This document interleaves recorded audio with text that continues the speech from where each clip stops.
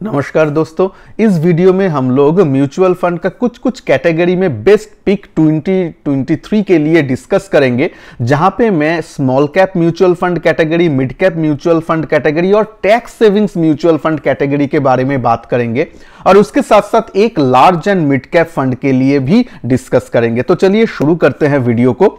तो पहले देखिए, पहले अगर स्मॉल कैप के बारे में डिस्कस करते हैं तो ये लो हाईलाइट में मैंने मेरा जो टॉप पिक है, one of the top pick है, वो मैं राइट डाउन किया हूं, जो है Canara Robeco small cap fund और क्वांट स्मॉल कैप फंड। अब क्वांट स्मॉल कैप फंड को लेके आप लोगों के मन में बहुत सारा प्रश्न रह सकता है।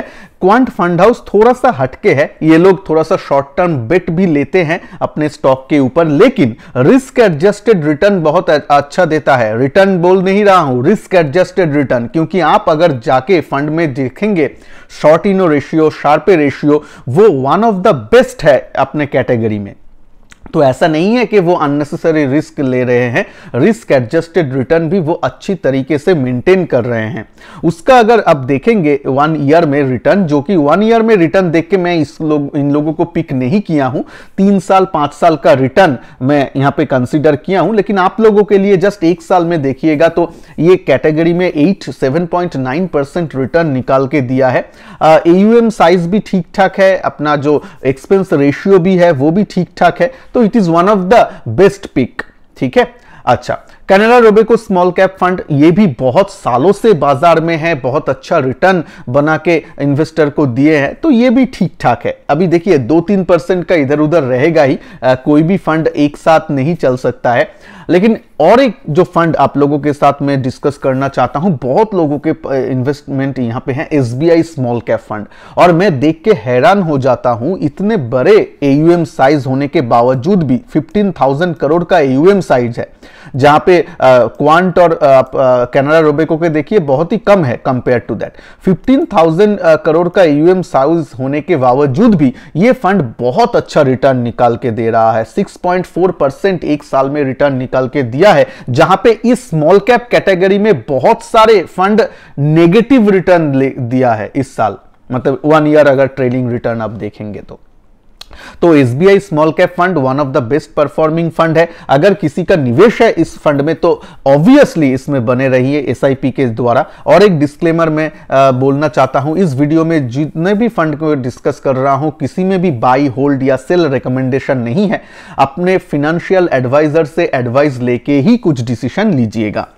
अब देखिए, जो Nippon India small cap fund को मैंने इंक्लूड किया है, इसमें बहुत सारे लोगों के इन्वेस्टमेंट है, इसलिए मैंने इंक्लूड किया है। इट इज ऑल्सो ओके, मतलब अभी भी इसको छोड़ के जाने का कोई मन नहीं है, ये ठीक है।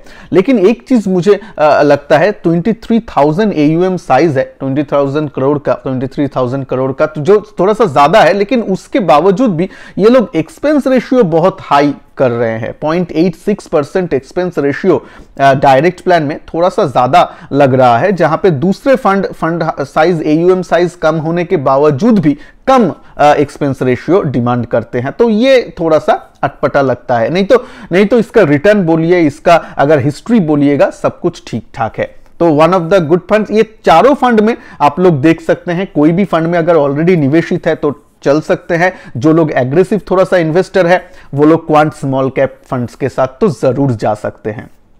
तो चलिए नेक्स्ट कैटेगरी में आते हैं, मिड कैप कैटेगरी।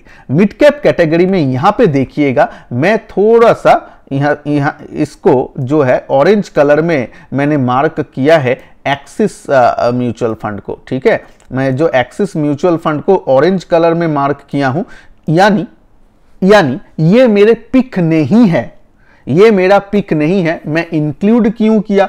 मैं इंक्लूड इसीलिए किया क्योंकि बहुत सारे लोगों का इन्वेस्टमेंट यहां पे है, और ये फंड लास्ट 1 साल में अगर देखेंगे बहुत ही खराब परफॉर्म किया है, -6%। बहुत खराब नहीं बोल सकते हैं, एटलीस्ट जो मतलब इस फंड से एक्सपेक्टेड नहीं था। एक्सिस फंड हाउस जो मतलब नामचीन एक फंड हाउस है, तो इसमें देखिए AUM साइज भी बहुत मतलब बहुत ज्यादा नहीं है, 19,000 करोड़। आजकल के दिन में 19,000 करोड़ 20,000 करोड़ ये सब तो होता ही है, लेकिन उसके बावजूद भी अपने जो रैंक है कैटेगरी में सबसे लास्ट की तरफ आ रहा है। तो इसीलिए ये फंड में जिन लोगों का भी निवेश है थोड़ा सा आप चेंज करने के बारे में सोच सकते हैं, या डिफरेंट फंड का जो ऑप्शंस है डिफरेंट फंड का उसको आप एनालाइज कर सकते हैं। ठीक है, तो इसीलिए और मेरे टॉप पिक में कौन सा रहेगा? Of course quant mid cap fund. Quant mid cap fund बहुत ही अच्छा परफॉर्म कर रहा है। एक साल में अगर आप देखेंगे 18% रिटर्न निकाल के दिया है पॉजिटिव, जो कि अपने कैटेगरी को बहुत ही ज्यादा मार्जिन से आउट परफॉर्म किया है। मैं देख रहा था इन लोगों का पोर्टफोलियो, एक लार्ज एंड मिड कैप, ये टैक्स सेवर, ये सब म्यूचुअल फंड में भी मैं देख रहा था क्वांट हाउस का। One of the top pick इन लोगों का है था जो है वो है अपना पंजाब नेशनल बैंक, और one of the top pick एकदम फर्स्ट कैटेगरी में है। मतलब अपने पोर्टफोलियो का मान लीजिए 7% 8% वो लोग एलोकेट करके बैठे हैं पंजाब नेशनल बैंक में। कौन सा म्यूचुअल फंड हाउस ऐसा होता है कि अपने म्यूचुअल फंड में मतलब पंजाब नेशनल बैंक जैसे स्टॉक को एकदम हाईएस्ट प्रायोरिटी में रखता है? शायद बहुत ज्यादा फंड नहीं होगा। रिलायंस, ITC ये सब ऊपर आ सकता है, लेकिन पंजाब नेशनल बैंक को लेने का मतलब इसीलिए ये लोग थोड़ा सा हटके डिसीजन लेते हैं जो कि काम करते हैं। आप अगर लास्ट 2-3 महीना देखेंगे PSU बैंक में जो रैली था वो ये लोग अच्छी तरीके से कैप्चर किया, और इसीलिए ये फंड हाउस का जो रिटर्न है वो भी थोड़ा सा अबव एवरेज मिलता है। तो आप लोग अगर एग्रेसिव इन्वेस्टर है तो जरूर ये फंड को भी कंसीडर कर सकते हैं। PGIM India mid cap opportunity fund बहुत अच्छा फंड है अपना। मतलब लास्ट 3 साल 5 साल का अगर देखेंगे इसका रिकॉर्ड तो बहुत अच्छा परफॉर्म कर रहा है। हालांकि लास्ट 1 साल में थोड़ा सा अपना जो कैटेगरी एवरेज है उससे थोड़ा सा अंडर परफॉर्म कर रहा है, लेकिन फिर भी अभी भी इसको राइट ऑफ करने का समय नहीं आया है। थोड़ा सा हम और थोड़ा सा देख सकते हैं, उसके बाद जरूर और 1 क्वार्टर इसको देना चाहिए जरूर। उसके बाद भी अगर परफॉर्मेंस जैसे कि एक्सिस मिड कैप का बहुत डिटोरिएट किया, इसका भी अगर डिटोरिएट होता है तब आप लोगों को या हम लोगों को जरूर देखना चाहिए कुछ दूसरा ऑप्शन। ठीक है, तो इसीलिए ये 2 मैंने हाईलाइट किया हो। ठीक है, और एक फंड मैंने लिख के रखा हूं, ये क्या है? Canara Robeco mid cap fund. देखिए ये एकदम नया फंड है, ये एकदम नया फंड है Canara Robeco mid cap fund, और मैं इसमें निवेश करने के लिए आप लोगों को बोल नहीं रहा हूं, लेकिन मैं इसको आप लोगों को वॉच लिस्ट में रखने के लिए बोल रहा हूं। जस्ट 1 ही मंथ हुआ है कैनरा रोबेको का मिड कैप फंड लॉन्च होने में। क्यों मैं इसको वॉच लिस्ट में रखने के लिए बोल रहा हूं? क्योंकि देखिए Canara Robeco as a fund house no doubt is a good fund house. उसका अगर स्मॉल कैप फंड देखेंगे, स्मॉल कैप कैटेगरी में one of the best performing fund है। उसका अगर आप लार्ज कैप फंड देखेंगे जो ब्लू चिप फंड है वो आपका अच्छा परफॉर्म करते हैं अपना कैटेगरी में। तो दोनों कैटेगरी में इसका डोमिनेंस है। तो अभी मिड कैप कैटेगरी में अगर आए हैं तो मिड कैप में भी वो डोमिनेंस दिखाने का जरूर कोशिश करेगा, इसीलिए इसको आप लोग वॉच लिस्ट में डाल के रखिए। हालांकि it is too early to say, क्योंकि जस्ट 1 मंथ ही हुआ है, अभी भी वैसे पोर्टफोलियो एक्सपेंस रेशो ज्यादा डेटा नहीं है हम लोगों के पास एनालाइज करने के लिए। जब भी डेटा आ जाएगा थोड़ा सा सफिशिएंट, मैं जरूर एक रिव्यू वीडियो जरूर बनाऊंगा, लेकिन Canara Robeco mid cap fund को आप जरूर रख सकते हैं वॉच लिस्ट में। ठीक है, तो चलिए ये दोनों कैटेगरी को तो मैं कवर कर लिया हूं। अब जाते हैं टैक्स सेविंग कैटेगरी में, और एक मेरा जो पिक है large and mid cap category में जो एक मतलब सॉलिड पिक होने वाला है उसके बारे में डिस्कस करेंगे। तो वो बोलने के पहले आप लोगों के साथ एक रिक्वेस्ट है कि प्लीज वीडियो को अगर अच्छा लग रहा है तो लाइक जरूर कीजिएगा। चैनल में नए हैं तो चैनल को सब्सक्राइब करने के साथ साथ बेल आइकन को भी जरूर प्रेस कीजिएगा, ताकि मैं जब भी न्यू अपडेटेड वीडियो लाऊंगा वो आप लोगों के पास पहुंच जाए। अब चलते हैं क्वांट टैक्स प्लान, जो मेरा टैक्स कैटेगरी के ऊपर 2 फंड मेरा वन ऑफ द फेवरेट है। उसमें एक आता है आपका क्वांट टैक्स प्लान। आपका 3 साल का CAGR रिटर्न 41% है, जो कि बहुत बहुत अच्छा माना जाएगा।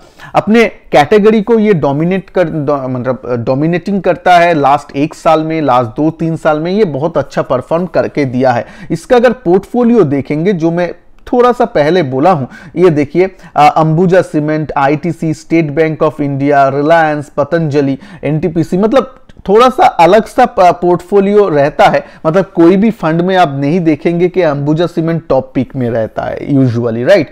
तो ये सब होता है, ये थोड़ा सा अलग सा मतलब थॉट प्रोसेस लेके चलते हैं फंड हाउस, लेकिन वो वर्क कर रहा है अभी तक। तो इसीलिए ये फंड के साथ आप जरूर देख सकते हैं। थोड़ा सा एग्रेसिव इन्वेस्टर आप लोगों को होना चाहिए अगर ये फंड को चूज करते हैं तो। अच्छा, अब आ जाते हैं इसका सेकंड जो मेरा टैक्स सेविंग्स में पिक है। सेकंड मेरा टैक्स सेविंग पिक रहेगा Parag Parikh tax saver mutual fund. Parag Parikh का नाम तो हम जानते हैं, Parag Parikh mutual fund house को हम बहुत अच्छे तरीके से जानते हैं, बहुत एस्टेब्लिश्ड नाम है इनका, और पराग पारिक टैक्स सेवर फंड अच्छा परफॉर्म भी कर रहा है। हाँ, अगर आप देखेंगे लास्ट एक साल में वो 4% पॉजिटिव रिटर्न दिया है, हालांकि बहुत सारे उसका कैटेगरी में नेगेटिव रिटर्न भी देने वाले फंड है, तो अपने कैटेगरी को आउट परफॉर्म तो वो किया है। इसके साथ साथ मैं बोलूंगा आप लोगों के पास अगर मीरे एसेट का टैक्स सेवर्स है या डिफरेंट टैक्स सेवर फंड है, उसको भी एनालाइज कर सकते हैं। वो लोग भी एकदम खराब है ये मैं नहीं बोल रहा हूं, डोंट टेक इट डिफरेंटली। हाँ, ये दो मेरे पर्सनल पिक्स है जो अच्छा परफॉर्म किया है और अच्छा कर सकते हैं, लेकिन टॉप पिक मेरा रहेगा क्वांट टैक्स प्लान। और जिन लोगों को पराग पारिक के साथ भी जाना है या रह रहे हैं, आराम से रह सकते हैं, ठीक है, कोई प्रॉब्लम नहीं है। अब आ जाते हैं एक larger mid cap fund category में, जहां पे एक फंड मैं आप लोगों के साथ शेयर करने वाला हूं। लेकिन उससे पहले अगर आप लोगों के पास, जैसे कि मैं डिफरेंट एक वीडियो बनाऊंगा जहां पे मैं flexi cap, multi cap, large cap ये सब कैटेगरी को कवर करूंगा, उसके लिए आप लोग प्लीज कमेंट बॉक्स में अपना फंड के नाम या फिर आप लोग जहां पे निवेशित है उसको लिख सकते हैं। मैं अगर देखूंगा कि एक ही फंड में बहुत सारा लोगों का क्वेश्चन आ रहा है तो वो फंड को मैं जरूर नेक्स्ट वीडियो में कवर करूंगा, ठीक है। जरूर कमेंट जरूर कीजिएगा।